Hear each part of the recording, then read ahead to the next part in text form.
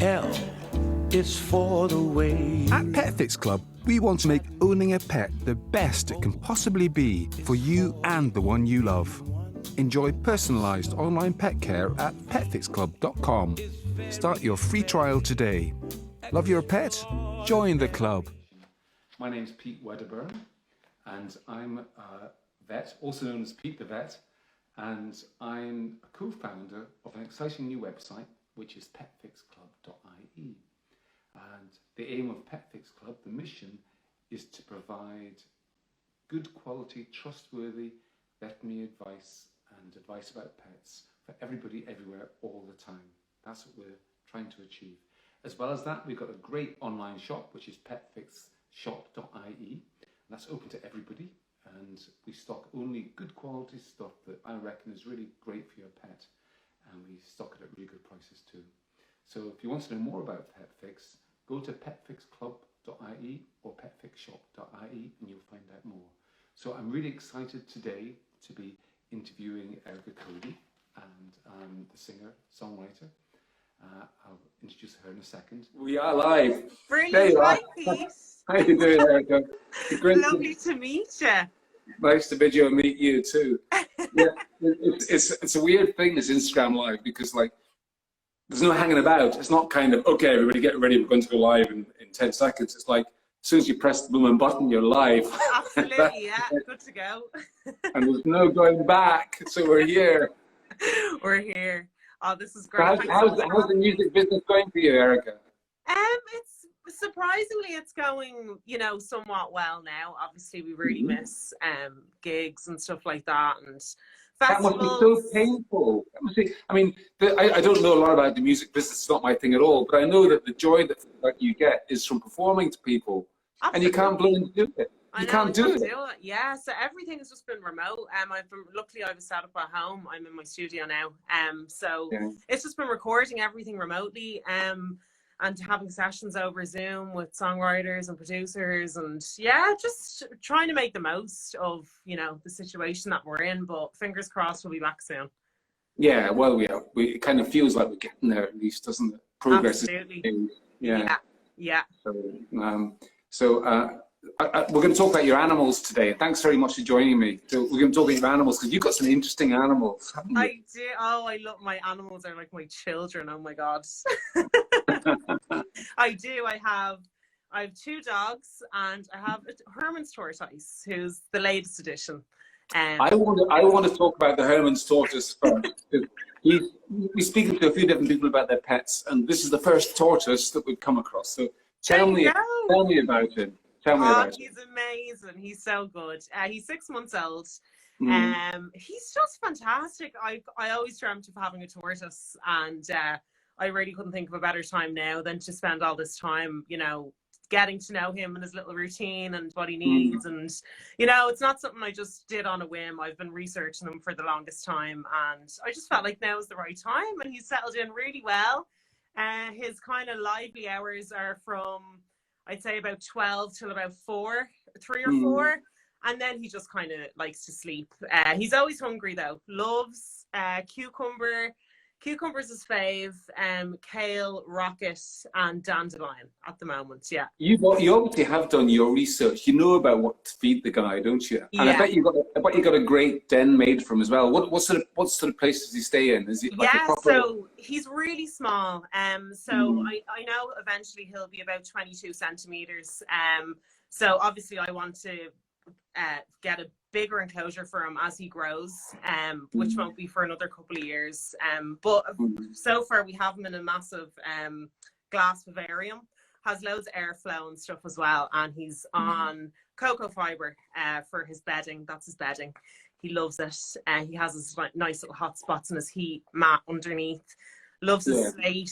At the moment, he loves sleeping in his food bowl. He kind of likes to take a few naps in his food bowl. I think he gets tired from all that work of him having to, you know, eat. It's not an easy task. Exactly. Yeah. But no, he's really great. He's really funny. He's a great personality. Funny. How is he funny? What does he do that's funny? He's just like, the minute that when you turn on his lamp in the morning and you come down to him, it's just like he knows you're there. It's hilarious. If you go over to him during the day, like he'll come straight over to you. He's so funny.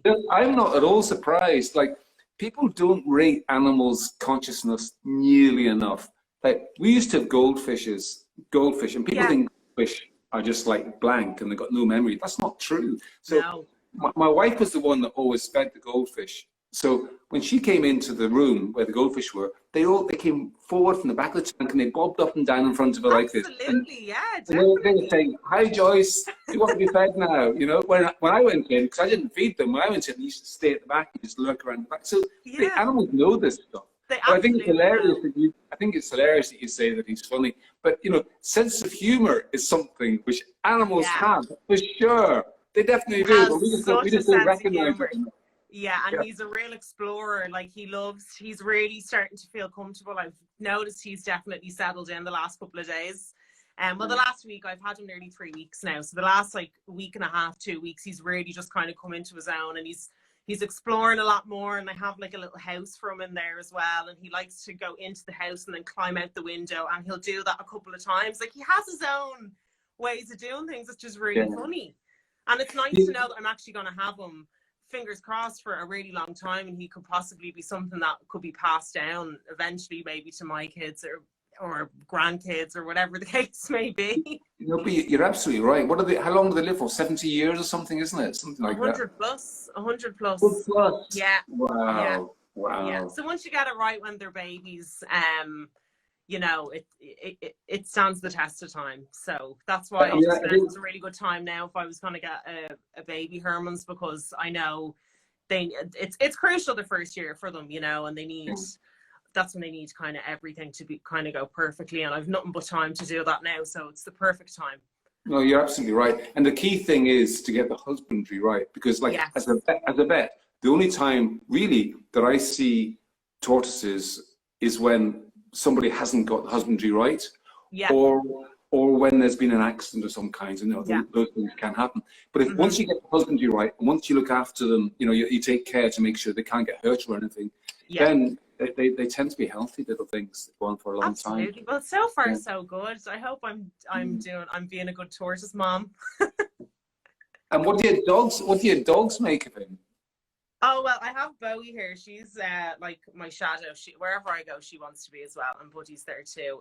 Bowie's more, you know, she likes being the baby. So now that Biggie's here, she's just a bit like, I'm not interested. Whereas Buddy actually seems to be quite interested. If I'm feeding him in the morning or whatever the case may be, if I'm at the tank, like Buddy will come straight over and he'll just sit beside me, and he'll look at me and he'll look at the tank, and he's just taking it all in nearly, you know. Whereas Bowie's a bit more, she's kind of a bit more to herself. She's a bit more needy in that way. So I don't know how she feels about the attention kind of going towards a tortoise, but she's fine either way. Yeah, it is one of the hazards, of course. I've seen tortoises that have been picked up and chewed by dogs. You know. Yeah. So you know that. I know. That's why I kind of wanted to have them in like a really safe enclosure, something that's high up off the ground. They're playing now. Something that's high up off the ground and that they can't, you know, access. But so far, so good, and they know they're all there. But that sounds great. But listen, tell me about your two dogs then. What sort of dogs are they? So Buddy and Bowie are collie Dalmatians, and actually, funny enough, I got Bowie from Amanda Jackson from Last Chance Animals 9 years ago. She told me to mention that to you today.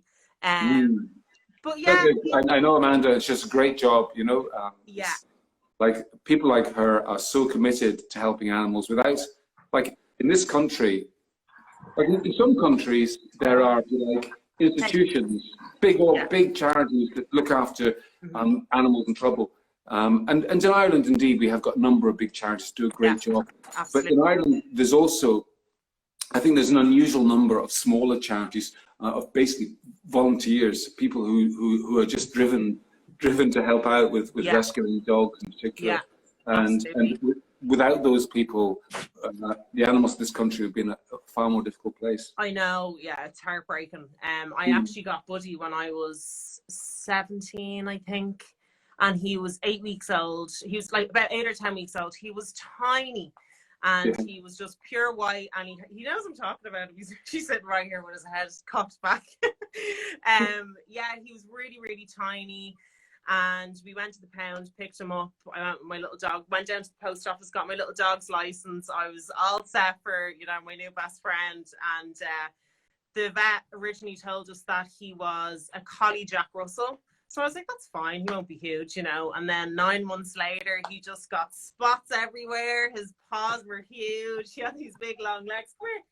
And yeah, we found out that he's either a collie pointer or a collie Dalmatian.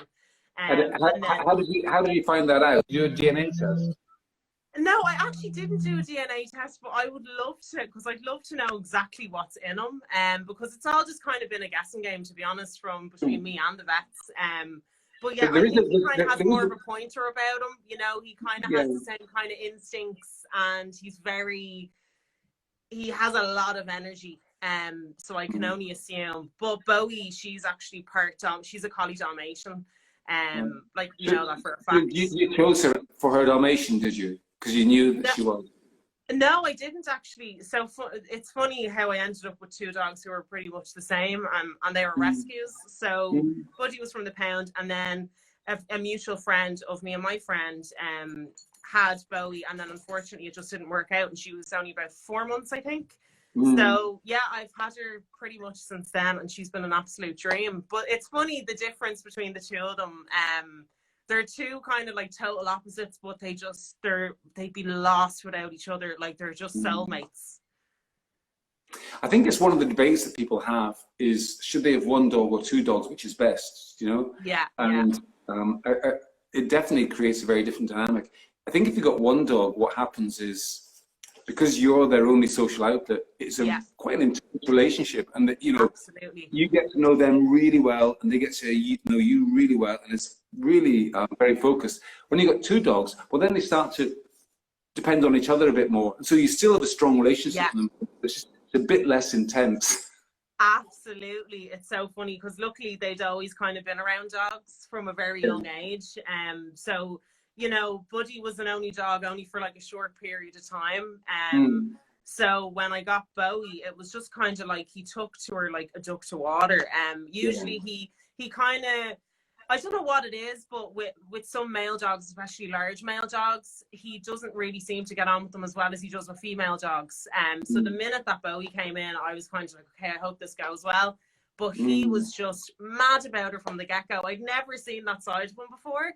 Yeah, well, that's lovely. A real kind of boisterous, like mommy's boy kind of aura about him, and then she just totally softened him up. Like, he's, you know, he needles her. It's a very, very cute relationship that they have.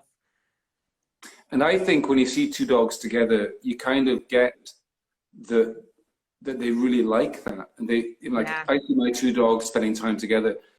The companionship is really, they love, I suppose it's hard to say they love each other, but it feels like that. Do you know what I mean? That they really enjoy each other's company. You know? Absolutely. They love each other's company. Like, they'll be sitting in the kitchen, and then all of a sudden it'll just go quiet, and I'll look in, and it'll just be Buddy, like, either licking her or something, you know. They're very, you can tell they have love for each other, you know. And what's the age difference between them? Yeah, so Buddy will be 9 in August, and Bowie will be 4 in April.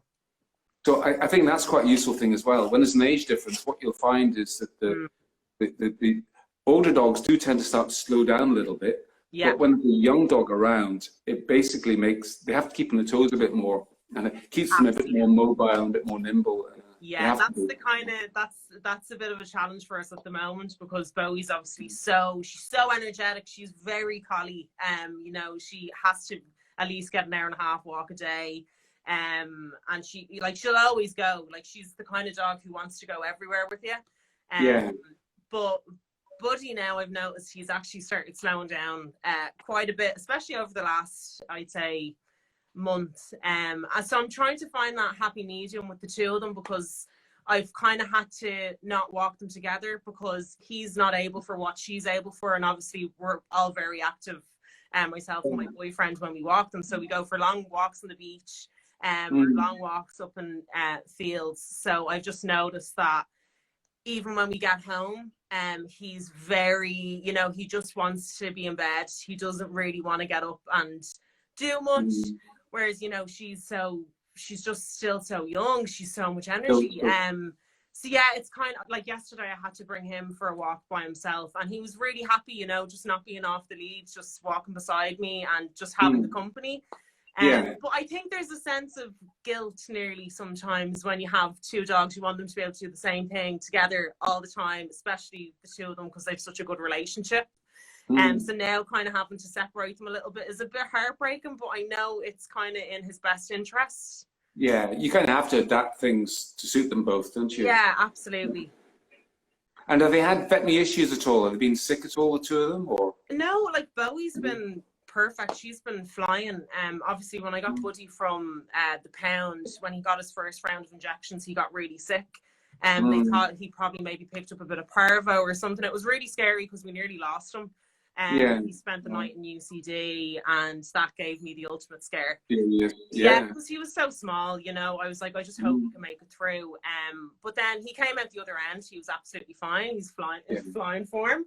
And then I think he just had one or two other issues. He had like a intestinal issue before, but we got that sorted. And then we just a few, you know, accidents like with sticks and in the back of his mouth and things like that, you know, because he's just he's so energetic and so full on. I think that's why I'm starting to, because I know he has the energy when he's out, but it's when we get home is when I see that it's actually starting to kind of catch up on him, that he's not.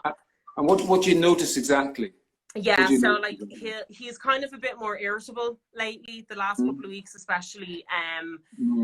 When he's in bed, you know, he just kind of wants to stay in bed. He doesn't really want, like, now I could do anything with him, you know, I can do no wrong in his eyes. But he just does, like, he kind of has a bit of a growl when he's in bed if it's like late at night and he really just wants to chill out. He'll just kind of like, oh, like it's kind of a moan. I wouldn't even really call it a growl. So that's why I'm kind of like, he's a bit slow getting up on his back legs. So when he's getting up out of bed, it's kind of a job for him. It's not just, you know, get up and go out for your wheeze. It kind of takes him a little bit longer than usual, I've noticed. So yeah. Well, do you know, he may well have, it's very likely he's got a bit of arthritis going on there. Yeah. And it's funny, but probably the most common reason for dogs being aggressive unexpectedly is because they're in pain. Exactly, and because they can't vocalize their pain to us, it means that it's really easy for people not to realize that dogs are in pain. Yeah. And arthritis is something which probably affects the majority of dogs, of big dog. He's quite a big dog, isn't he? He's big, yeah. He's over 25 kilos. He's right here, So I'd say nearly every dog over the age of 25 kilos, once they go over the age of around about 10, they start to suffer from some arthritis. And it's quite difficult to make that diagnosis specifically. You really have to go to the vet, and what they would do is they would examine the joints, and you know, and if you extend a dog's joints, they shouldn't be in pain at all, just as you can extend your own joints and you know, and you don't have pain.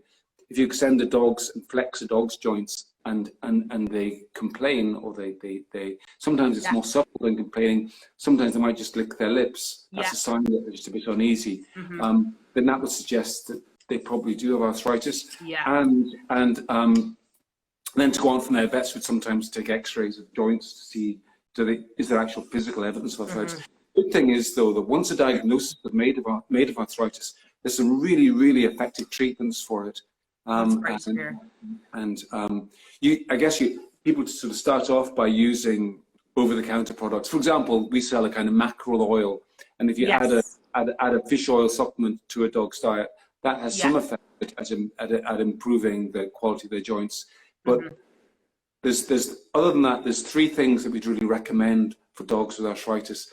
The first thing is making sure he's at his optimal weight. I'm sure you already have a handle on that, do you? Yeah, like we actually got his weight really under control, especially during the lockdown. I'd switched his food and stuff, and he's kind of the best shape that he's been in a very long time. He was never really overweight. But it was just as he got older, since he was neutered and stuff when he was younger, it was kind of hard to really just maintain it all the time. But he's in great shape now since I changed his food. So that hasn't really been an issue. I've just noticed that because I just know him so well, and I know when things kind of shift and when they change. So like even if I am kind of at his hips or giving him a massage like on his back and stuff, like you can just tell that it kind of gives him a bit of relief sometimes, and then you can kind of tell when it's bothering him. So the second thing for you to do is to change his exercise routine a bit. And again, I think it sounds to me like you've already got a handle on that as well. But what that means, for example, is he'll do much, much better to have 2 shorter walks a day rather than 1 longer walk. So 20 minutes twice a day would be better for him than 40 minutes once a day. And when you're on walks with him, what you're meant to do is to change the terrain a bit. So, for example, if you're walking on a pavement, to go off the curb and back onto the curb and off and onto. That then just makes the joints, gives him a bit more movement in his joints, and that then makes his muscles stronger over a period of time, and that's helpful. But the third thing, and that's the most important thing next, is medication from your vet, because genuinely that can transform things. There's a group of drugs called non-steroidal anti-inflammatory drugs, and it's a really wide group of drugs. They're used in humans as well as being used in animals, but the thing about them is that they're really very, very effective at taking away pain, which is great. That's great, Probably you'll find if you go to your vet and you put onto that medication, you'll find that he'll immediately improve hugely, and you'll say, wow, I didn't realize he was being so slowed down by this. No, that was my main thing, is that I'd hate for him to be in pain. So he's actually booked into the vet for Tuesday. Perfect. And Perfect. I'd hate to see him, because it's not his usual self, and just to give him any sort of aid to help him with that. But like a lot of dogs go on to medication they have every day for the rest of their lives, and that can be tablets, or it can be a liquid type of thing that goes into their food. And the only thing about it is that you have to use the ones that are licensed for dogs, because they can have quite serious side effects. So I've known people who tried to give their dogs human medications and actually get into quite a lot of trouble with them, because it can upset their liver and kidneys quite badly. Anyway, I've been giving him fish oils and turmeric with black pepper too. Like it's a mixture, it's a paste that my mom's friend makes. So I put that in his food as well, just because it's anti-inflammatory, and it can kind of.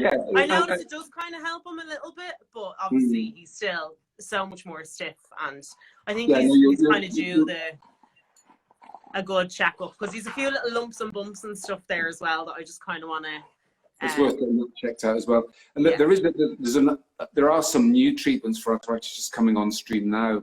One in particular is a really cool thing, which is basically it's a monoclonal antibody. So it's really hard to explain it simply, except to say that it's very targeted to the bit of a dog's metabolism which makes them feel uncomfortable. And so it's a bit like a vaccine against that.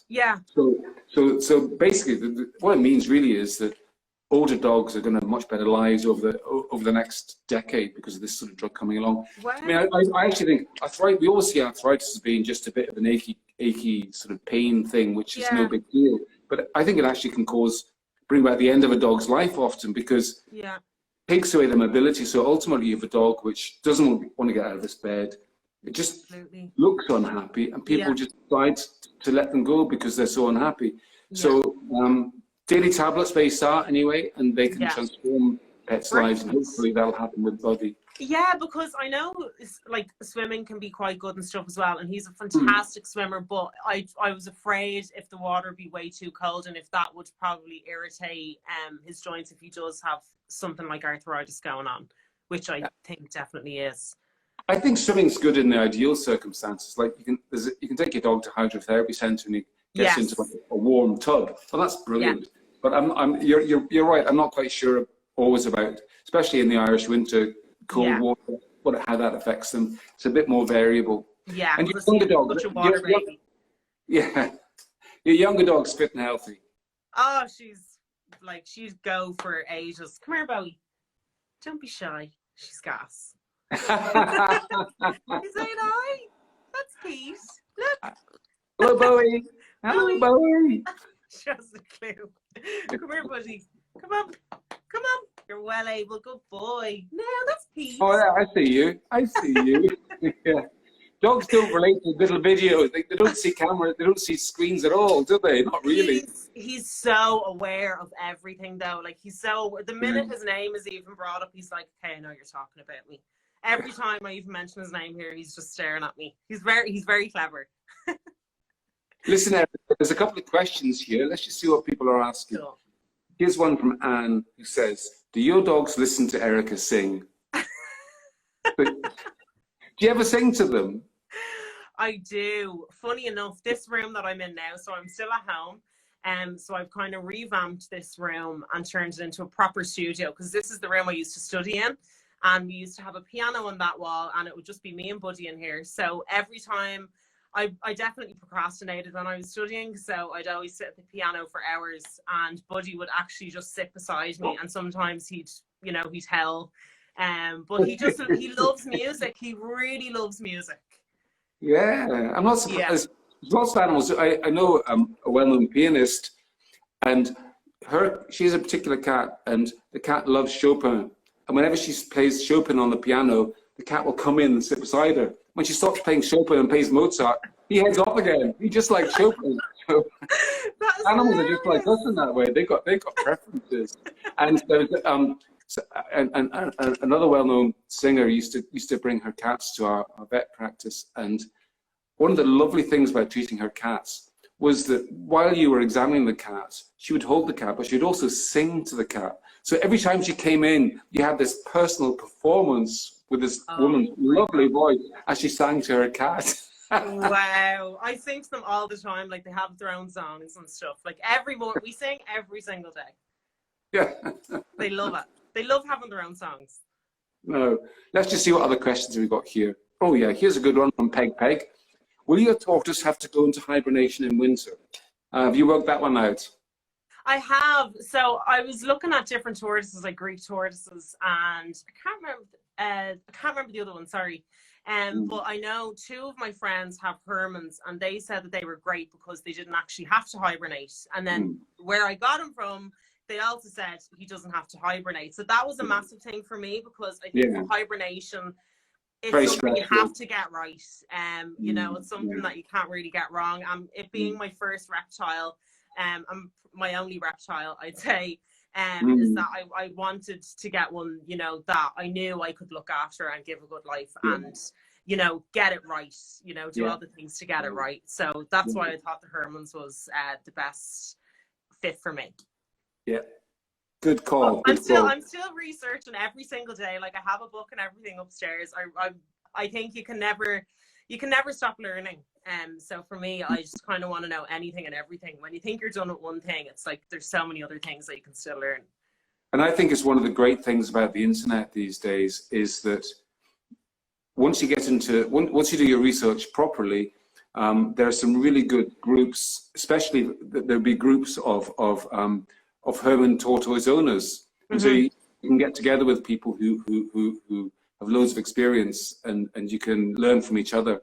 And you can also just feed off each other's enthusiasm as well, Yeah, like I've definitely found a forum or two where it's all just tortoise owners, and they all know their stuff, and it's a very kind of handy place to go. If you do have any questions, if it's should I make their hide more humid or anything, so many questions pop up all the time.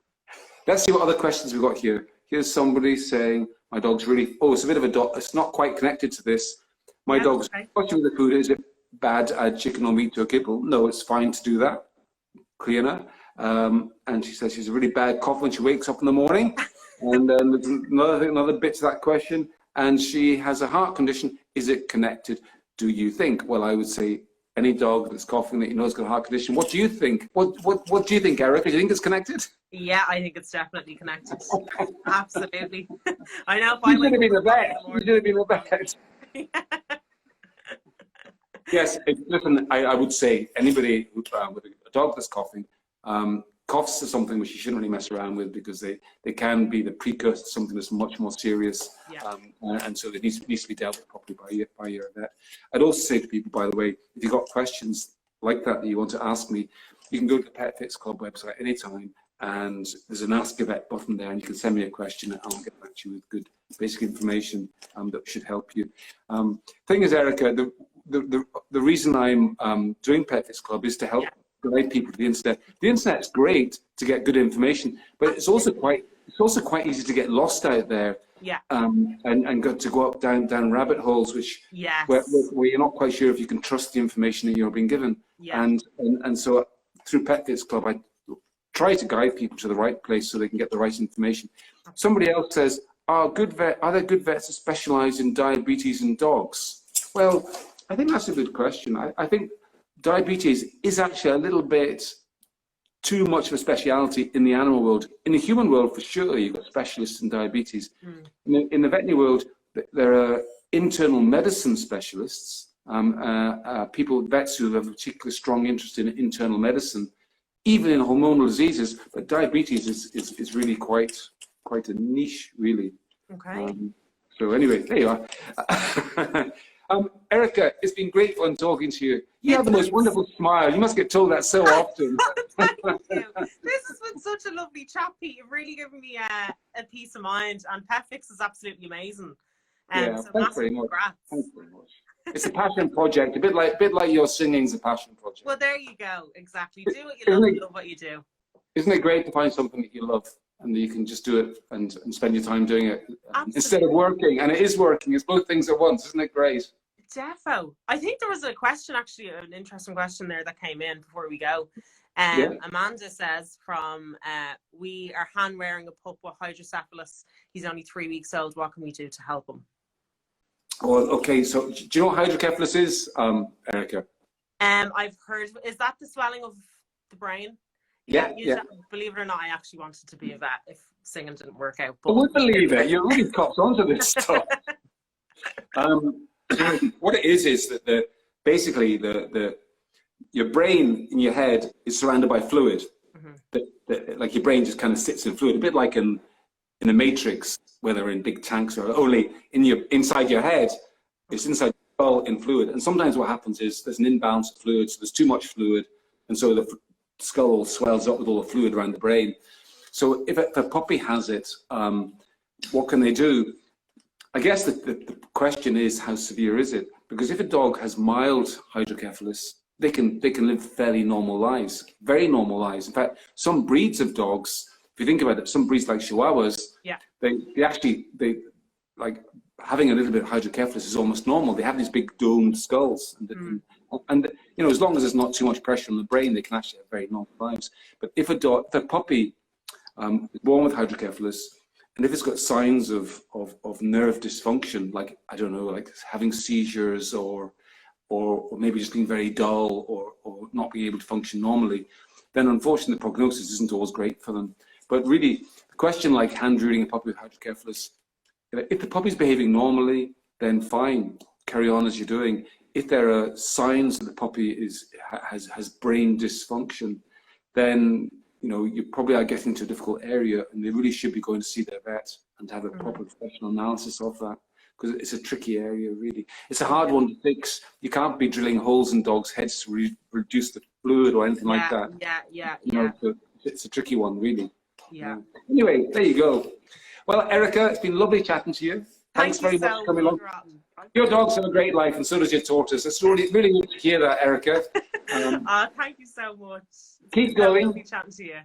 Keep going, and good luck with all the music, and we'll talk to you again another day. All right? Thank you, and fair play to you on all the hard work that you're doing in your job anyway, and with PetFix Club. It's amazing. Thank you very much, Erica. Talk to you again. Talk to you later. Now. Bye. L is for the way. At PetFix Club, we want to make owning a pet the best it can possibly be for you and the one you love. Enjoy personalised online pet care at petfix-club.com. Start your free trial today. Love your pet? Join the club.